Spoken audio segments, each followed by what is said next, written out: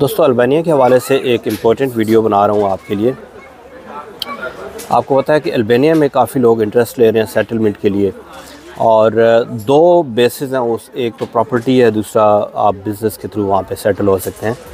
Tourist visa के लिए पाकिस्तानियों को थोड़ा सा इशू है, क्योंकि लोग अक्सर यहाँ से तुर्की वगैरह से भाग के या ये इलीगल जाते हैं, तो या अक्सर लोग टूरिस्ट पे भी जो पहले गए हैं तो वहाँ से निकल जाते हैं, और इलीगल बॉर्डर क्रॉसिंग है यूनान में और इटली वगैरह में।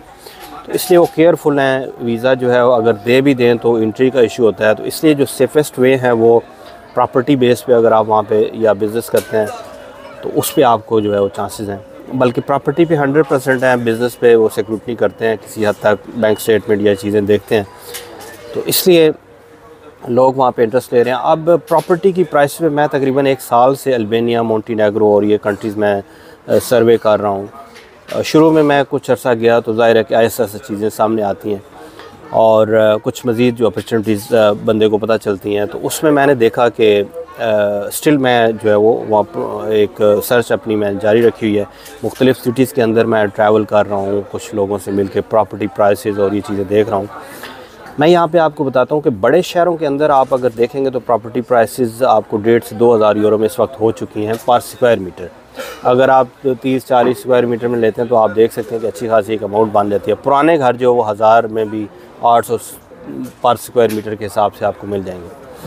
लेकिन इससे भी ज़्यादा एक कन्वीनियंट वे यहाँ पे पुराने घरों को जो मैंने आपको इस वीडियो में बताना चाह रहा हूँ वो ये है कि कुछ तो कदरे निस्बतन जो कैपिटल से दूर के सिटीज़ हैं या साउथ साइड पे जो सिटीज़ हैं वो एक खूबसूरत एरिया भी है, और वहाँ पे विलेजेस और ये सारे जो है लोग भी अच्छे आपको मिलेंगे। और वहाँ पे आपको पुराने घर, एक ट्रेंड है यूरोप से भी अक्सर लोग जो है ना इस तरह के जो पुराने घर होते हैं जो लोगों ने मतलब इवन सम टाइम के कुछ घर के ऊपर सिर्फ लैंड होता है या टूटा फूटा सा घर होता है, तो उसमें अगर ऐसा घर आप ले लेते हैं तो आप बाद में उसको रेनोवेट भी कर सकते हैं। तो ऐसे घर आपको बहुत ही कम प्राइस पे मिल जाएंगे। और मैं थोड़ा सा और आपको ब्रीफली बता दूं कि क्योंकि ये घर देहातों के घर होते हैं, तो इनमें आपको जो नोटरी के थ्रू आप परचेज़ करेंगे, इस पे जो आपको टाइटल डीड है वो कुछ अरसे में बाद में मिलती है, यानी थोड़ा टाइम लग जाता है। लेकिन आप जो आपके ट्रांसफ़र नोटरी के थ्रू होता है उसी के आप जो है ना रेजिडेंस परमिट उस बेस पे आप अप्लाई करते हैं। और मैं यहाँ फॉर एग्ज़ाम्पल आपको फ़्लैट भी यहाँ पे दिखाता हूँ। मैंने जो सर्वे किया तो एक फ़्लैट में आपको दिखाता हूँ। कुछ घर जो है वो निस्बतन रहने के काबिल होते हैं और कुछ घर बिल्कुल टूटे फूटे से होते हैं।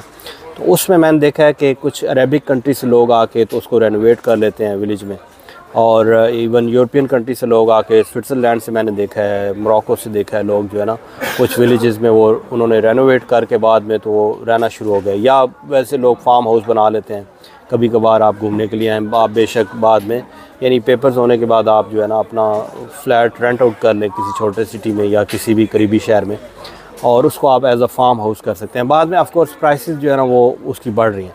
तो ये कुछ ऑप्शन मेरे पास मौजूद है। मैं आपको फॉर एग्जांपल एक इधर ऑप्शन बताता हूँ। इसके अलावा और भी डिफरेंस हैं, लेकिन ये लिमिटेड है। मतलब ये आप मत सोचें कि आपको बहुत ह्यूज एक क्वांटिटी में या जिस आदमी को भी चाहेंगे आपको मिल जाएंगे। ये मैंने जो नोट किया है कि ये पूरे कंट्री के अंदर मतलब लिमिटेड ये चीज़ें मौजूद हैं, आपको मिल सकते हैं। ऐसे लोग जो कि अपना घर फ़र्ज़ किया कि वो ग्रीस में या इटली में, या कोई आदमी सेटल हो गया किसी जर्मनी में या किसी भी कंट्री में, तो उनके पुराने जो विलेज में घर हैं वो मतलब किसी के इस्तेमाल में नहीं होते, तो ऐसे घर उनके लिए वो बेफ़ायदा होते हैं, वो उसको औने पौने दामों में दे देते हैं। तो ऐसे घर आपको रिस्क फ्री भी है, आप रिस्क भी आपको कम है। आप रिमोटली यानी किसी भी एरिया में फ़र्ज़ किया मेरी जो कंपनी है वहाँ पे काम कर रही है, तो उसके थ्रू आप परचेज़ करके और अपना जो रेजिडेंस परमिट वो अप्लाई कर सकते हैं। आने के बाद आप रेनोवेट कर सकते हैं। मेरे पास रेनोवेशन के लिए भी कंपनी है, मतलब मैं उनके साथ पार्टनरशिप पे काम जो है शुरू कर रहा हूँ। तो ये सारी चीज़ें मैंने जो मतलब मुझे काफ़ी अर्सा हो गया वहाँ पे जो सर्वे करते हुए, तो मेरे जो भी मतलब मेरे लिंक वगैरह या जो भी अभी मौजूद हैं, तो उसके थ्रू आपको कोई प्रॉब्लम नहीं होगी। इनिशियली आप एक पावर ऑफ अटॉर्नी के थ्रू आपको ये परचेज़ करवा देंगे, और उसके बाद आपका केस यहाँ पे सबमिट हो जाएगा। इधर ही आपको जो रेजिडेंस परमिट यानी इमिग्रेशन के थ्रू आपको इशू होगा, तो उस पर आप फ्लाई करके आएँ, अपना रेजिडेंस करवा के उसके बाद आप जो है अपना जो भी आपने यानी वहाँ पे अगर रहना है रेनोवेट करके, या आपने सिटी में रहना है, तो आपको जो भी बेहतर ऑप्शन लगे उस हिसाब से आप कर सकते हैं। और ये वीडियो मेरी स्पेशली उन लोगों के लिए जो मेरे साथ अभी अटैच हैं, ग्रुप में भी हैं मेरे साथ लोग, तो मैं चाहूँगा कि उनको एक सलूशन दे रहा हूँ और बाकी हालात जो है मैं मतलब जो जो चीज़ें मेरे सामने आएंगी तो मैं इंशाल्लाह कोशिश करूँगा कि मैं शेयर कर दूँ। और ये आप अभी वीडियो देखें और मुझे इजाज़त दें, इंशाल्लाह नेक्स्ट वीडियो के साथ फिर हाज़िर होऊंगा। अल्लाह हाफ़िज़। जनाब एक 1000 स्क्वायर मीटर ये टोटल जगह जो है ना, और इसका ये कुछ गार्डन का एरिया देख लें आप जो है ना, अंगूर लगे हुए हैं यहाँ पे और ये सारा बागीचा है।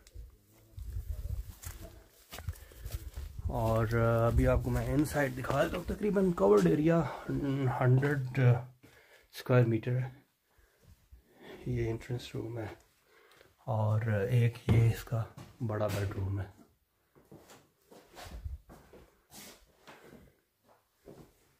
और फ्लोर यहाँ पे नॉर्मली वुडन होता है।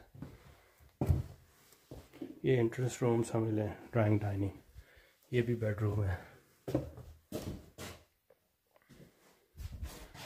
और इसके अलावा इसका एक और रूम है साथ, ये इसका एरिया है।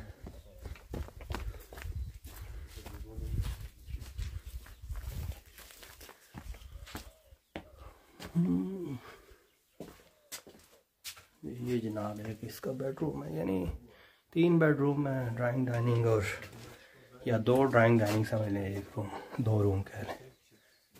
और ये जनाब इसका व्यू है।